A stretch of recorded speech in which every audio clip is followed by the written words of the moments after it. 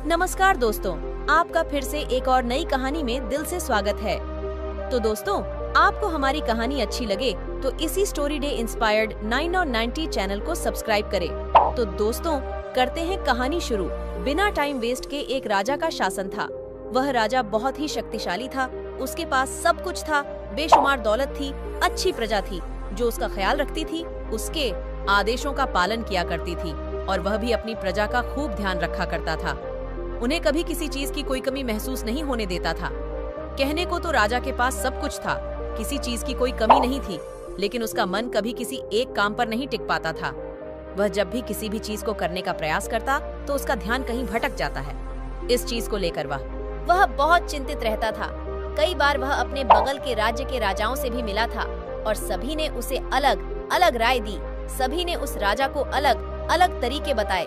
जो भी तरीके उस राजा ने सुने थे, उन तरीकों को अपने जीवन में उतारा, लेकिन उपायों से उसे कोई लाभ न मिला, जिसके कारण वह हमेशा चिंतित रहता, परेशान रहता। कई बार तो रातों को उसे नींद भी नहीं आती थी और केवल करवटें बदलता रहता। एक दिन राजा के कानों तक एक बात पहुंची कि उसके राज्य में एक ऐसा साधारण व्यक्ति है जिसके शब्द अनमोल हैं। जीवन का रहस्य छुपा है, जीवन का सत्य छुपा है और उस व्यक्ति से मिलने के लिए लोग दूर दूर से आते हैं, क्योंकि हर व्यक्ति की समस्या का समाधान वह बहुत ही सरलता और आसानी से करता है। यह बात सुनकर राजा बहुत प्रसन्न हुआ। उसे लगा कि अब उसके सवालों का जवाब उसे मिल जाएगा। इतनी तारीफ सुनकर राजा ने यह तय किया कि वह तुरंत ही जाकर उस व्यक्ति से मिलेंगे और उसे यह भी पता चल जाएगा कि जो लोग उनकी इतनी तारीफ कर रहे हैं, क्या वह सच है या नहीं। अगले दिन सुबह सुबह वह राजा उस व्यक्ति से मिलने के लिए निकल गया। रास्ता कुछ ज्यादा ही लंबा था, जिस कारण राजा ने बीच रास्ते में आराम किया। वहाँ पर उपस्थित हर कोई उस व्यक्ति के बारे में जानता था। जब राजा ने उनसे उस व्यक्ति के बारे में पूछा तो वे लोग उस साधारण व्यक्ति की खूब तारीफ कर रहे थे। तभी राजा ने सोचा कि लगता है यह व्यक्ति बहुत बुद्धिमान है, बहुत ज्ञानी होगा और प्रभावशाली व्यक्ति होगा, अन्यथा हर कोई उसकी इतनी तारीफ नहीं करता। जरूर ही उस व्यक्ति में ऐसी कोई बात होगी जिसके कारण हर कोई उन्हें जानता है और उनकी तारीफ कर रहा है। उस व्यक्ति की तारीफ सुनकर राजा के मन में उससे मिलने की उत्सुकता और अधिक बढ़ गई।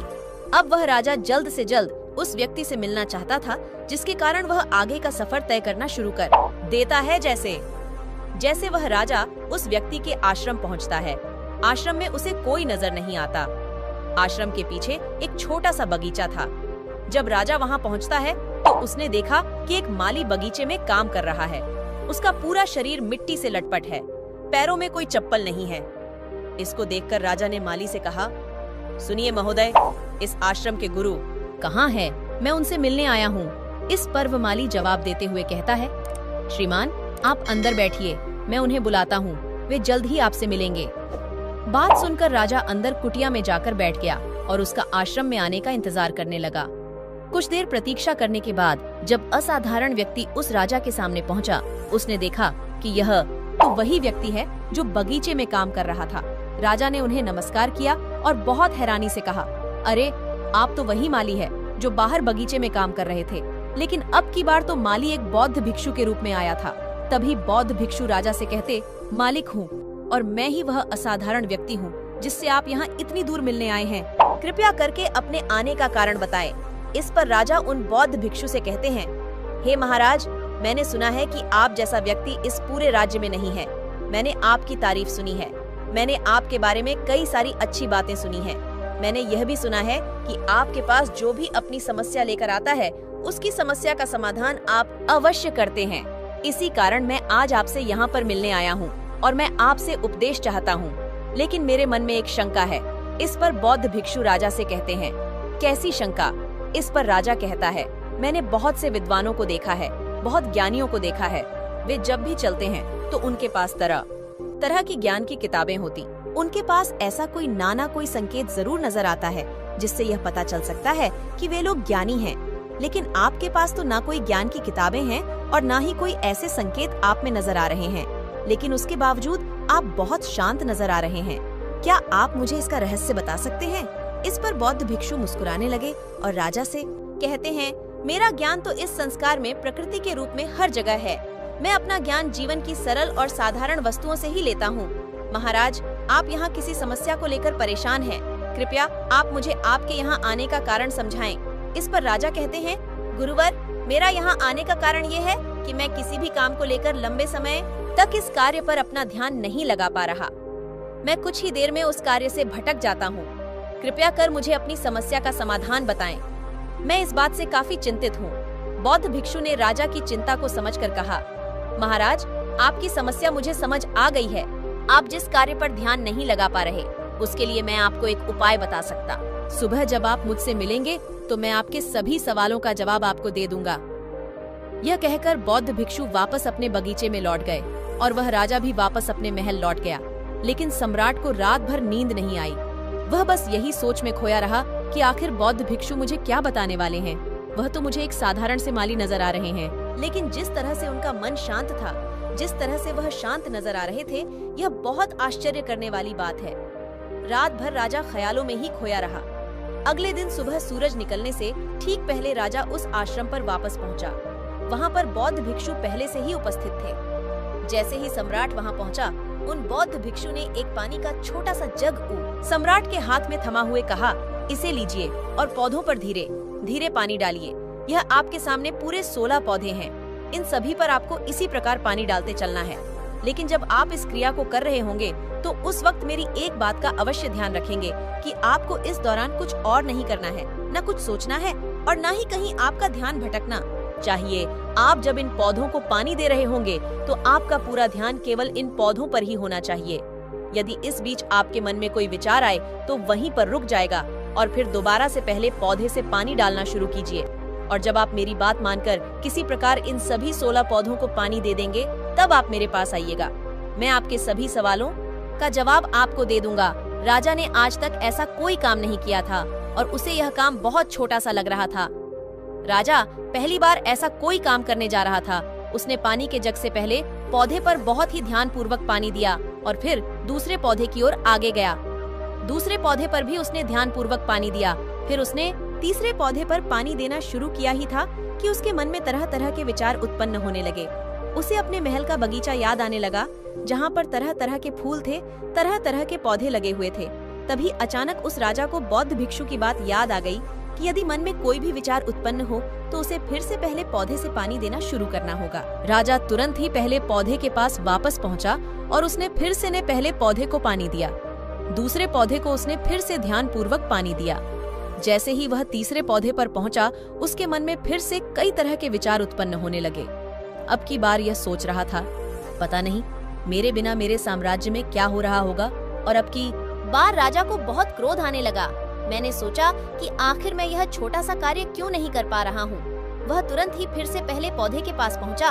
उसने अब की बार बहुत ध्यानपूर्वक पहले पौधे को पानी दिया, दूसरे पौधे को भी ध्यानपूर्वक पानी दिया।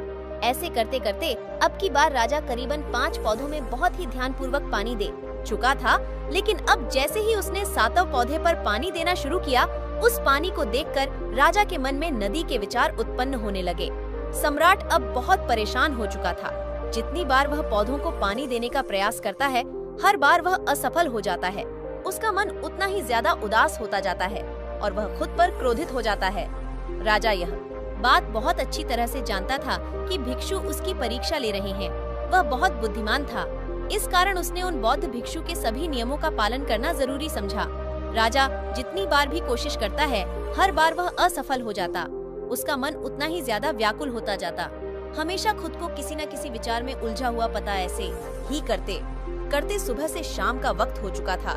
लेकिन अब तक वह सम्राट पूरे 16 पौधों में पानी नहीं दे पाया था। जब बौद्ध भिक्षु लौटकर शाम को वापस आश्रम लौटे तो उन्होंने देखा कि वह राजा थक हार कर बैठा हुआ है और तरह तरह की बातों में उलझा हुआ है। तभी बौद्ध भिक्षु राजा के पास पहुँचे और कहने लगे, राजन, मैं तुम्हारी ईमानदारी से बहुत खुश हूँ। तुमने अपने कार्य को पूरे मन और लगन के साथ करने का पूरा प्रयास किया। इसलिए जो बात मैं तुम्हें बताने जा रहा हूँ, उसे बहुत ही ध्यानपूर्वक सुनना और समझने का प्रयास करना। जब हमारा मन विचारों से खाली हो जाता है, तब उसमें मन का असली स्वरूप नजर आता है। तब साधारण से साधारण सा काम भी हमें ज्ञान और शांति देता है। इस पर राजा उन बौद्ध भिक्षु से कहता है, महाराज, पर यह कैसे संभव है? मैं तो जब भी कोई कार्य करता हूँ तो मन में कई तरह के विचार उत्पन्न होते हैं और मैं उन विचारों में फंस कर रह जाता हूँ। और वहाँ से बाहर निकलने का कोई रास्ता मुझे नजर नहीं आता।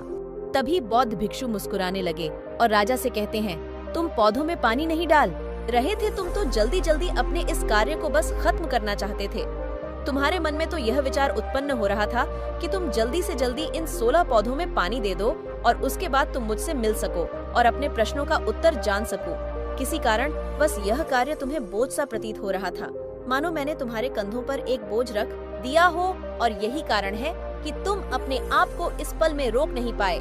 जब हमारे सामने रखा हुआ कार्य बोझ लगता है तो हम उसे बस जैसे तैसे खत्म कर चाहते हैं, और उस काम को करते समय हम अपना पूरा ध्यान उस कार्य पर नहीं दे पाते। किंतु अगर तुम इस पल के महत्व को समझ पाए, इसके महत्व को महत्व दे पाए और केवल पौधों और पानी पर ध्यान देते, तो तुम्हें कोई भी विचार परेशान नहीं कर पाता। इस पर राजा कहता है, महाराज, मुझे आपकी यह बात समझ में आ रही है कि मैं जल्दी जल्दी इस कार्य को खत्म करके आपसे मिलना चाहता था, जिस कारण मेरा मन इस कार्य में पूरी तरह से नहीं लग सका। लेकिन यह एक पल है जो जी रहे हैं, उस पल में रहना बहुत कठिन है। क्या मुझे इसके लिए कोई तपस्या या तप करना होगा? इस पर बौद्ध भिक्षु एक बार फिर मुस्कुराने लगे और राजा से कहते हैं, जिस शांत मन की तलाश तुम कर रहे हो, वह शांत मन तो पहले से ही मौजूद है, वह तो पहले से ही तुम्हारे भीतर है। इसके लिए तुम्हें कहीं भी जाने की कोई आवश्यकता नहीं है और ना ही तुम्हें कहीं शांत जगह जाने की आवश्यकता है। इसके लिए कुछ जरूरी है तो वह अपनी सांसों पर ध्यान देना। इसलिए अपनी सांसों पर ध्यान देना सीखो। हम किस तरह से सांस ले रहे हैं और किस तरह से त्याग रहे हैं, इस बात को देखने और समझने का प्रयास करें। तब तुम्हें यह समझ में आ जाएगा कि तुम्हारी सांसों के साथ ही बना हुआ है। उसके बाद तुम चाहो तो कोई भी कार्य करते वक्त भी अपनी सांसों पर ध्यान दे सकते हो। जब तुम कहीं चल रहे हो, कोई ऐसा कार्य कर रहे हो, तो तुम्हें अपनी सांसों पर ध्यान देना चाहिए, या कोई भी ऐसी क्रिया जो तुम्हें वर्तमान से बांधे रखे। इसका एक और तरीका है, 2-4 मिनट अपने आसपास की प्रकृति पर गौर करो। देखो कि क्या चल रहा है तुम्हारे आसपास। इससे तुम वर्तमान में आ जाओगे। फिर तुम अपने कार्य को जल्दी जल्दी बस यूं ही खत्म नहीं करके उसे पूरे मन से करने का प्रयास करोगे, जिससे तुम्हारा मन एकाग्र होगा। और जब तुम्हारा मन एकाग्र होगा तो तुम चाहे कोई भी कार्य क्यों ना करो, फिर चाहे वह छोटा हो या बड़ा, तुम्हारा मन उसमें पूरी तरह विलीन हो जाएगा और वह कार्य ही तुम्हें शांत और ज्ञान भी प्रदान करेगा। ऐसे समय पर हमारे मन में किसी प्रकार के कोई विचार उत्पन्न नहीं हो पाते और हमारे भीतर की जो शांति है वह प्रकट होने लगती है। हम उसमें मग्न हो जाते हैं। इसे तुम चाहे तो आनंद कह सकते हो या फिर वर्तमान में जीना कह सकते हो, और यह व्यवस्था सरलता से प्राप्त भी कर सकते हो। बस तुम्हें केवल अभ्यास करना होगा। बौद्ध भिक्षु राजा से कहते हैं, जो मन सकते हो, बस तुम्हें केवल अभ्यास करना होगा। बौद्ध भिक्षु राजा से कहते हैं, जो मन मुश्किलों में शांत रहता है, मुश्किलों से भागत नहीं है, केवल सचेत रहता है, वह मन हर परेशानी को पार कर सकता है, हर दुविधा से बाहर निकल सकता है। राजा को बौद्ध भिक्षु की यह सारी बातें समझ में आ चुकी थीं। उसने बौद्ध भिक्षु को प्रणाम किया और वहाँ से वापस वह अपने राजमहल लौट आया। उसने अपनी सांसों पर ध्यान देना शुरू किया और धीरे धीरे इस निरंतर अभ्यास के कारण वह अपने हर कार्य को ध्यान और मन लगाकर किया करता था, जिससे उसे असीम शांति मिलती थी और वह छोटे छोटे कार्यों से भी ज्ञान प्राप्त कर लेता था। इसलिए दोस्तों, कभी किसी कार्य को बोझ मानकर मत कीजिए, क्योंकि यदि आप उसे बोझ मानेंगे तो जल्दी जल्दी उसे आप अपने ऊपर से उतारने का प्रयास करेंगे, अर्थात उसे जल्दी जल्दी खत्म करने का प्रयास करेंगे। लेकिन इस प्रयास के दौरान आप जो भी कार्य कर रहेंगे वह पूरे मन और लगन से नहीं हो पाएगा, और ऐसे में आप उस कार्य को जो अंजाम देना चाहते हैं, हो सकता है कि आप उसे अंजाम भी न दे सके, और इसी कारण आपके मन में तनाव भी पैदा हो जाता है। हम चिंतित रहने लगते हैं, परेशान रहने लगते हैं, क्योंकि जो अंजाम हम उस कार्य को देना चाहते थे वह अंजाम हम उस कार्य को ना दे पाते। और हम में से अधिकांश लोग यही गलतियां करते हैं। जब उन्हें कोई कार्य सौंपा जाता है तो वह उस कार्य को करने का प्रयास तो करते हैं, लेकिन वह चाहते हैं कि वह कार्य कितनी जल्दी खत्म हो जाए, और वह उस कार्य को करते वक्त अपने आप को वहाँ नहीं रख पाते, बल्कि उनका मन तो कहीं और ही भटकता रहता है, जिससे हमारा मन हम पर हावी होने लगता है। हमें तरह तरह के विचार दिखता है और हम उन विचारों में डूबते चले जाते हैं। हम उन विचारों में चले जाते हैं और फिर वहाँ से हमें निकालने का कोई रास्ता नजर नहीं आता, जिससे हमारे मन में तनाव पैदा होने लगता है। हम बहुत परेशान रहने लगते हैं। हम चाहकर भी किसी कार्य को नहीं कर पाते, और जो कार्य हमें वर्तमान की ओर ले जा सकता था, उस दरवाजे को हम खुद ही बंद कर देते हैं, क्योंकि वह कार्य हमें बोझ लगने लगता है। इसलिए जब भी आप कोई कार्य शुरू करना चाहते हैं तो उससे पहले अपना पूरा ध्यान अपनी सांसों पर केंद्रित करें और फिर आप चाहे तो अपने काम के दौरान भी अपनी सांसों पर अपना ध्यान लगाए रख सकते हैं और यही सांस का जो ध्यान है यह आपके काम के ध्यान में परिवर्तित हो जाएगा और इस कार्य में जो भी कठिनाइयां उत्पन्न हो रही हैं उसे आप पल भर में सुलझा देंगे। फिर चाहे कैसी विपरीत परिस्थितियों आपके सामने क्यों ना आ जाए, आप उस कार्य को पूरे मन और लगन के साथ पूरा करके ही रहेंगे। तो दोस्तों, उम्मीद करता हूँ आपको ये कहानी अच्छी लगी होगी, तो इस वीडियो को लाइक सब्सक्राइब जरूर करें, अपने लोगों तक जरूर शेयर करें। दिल से धन्यवाद।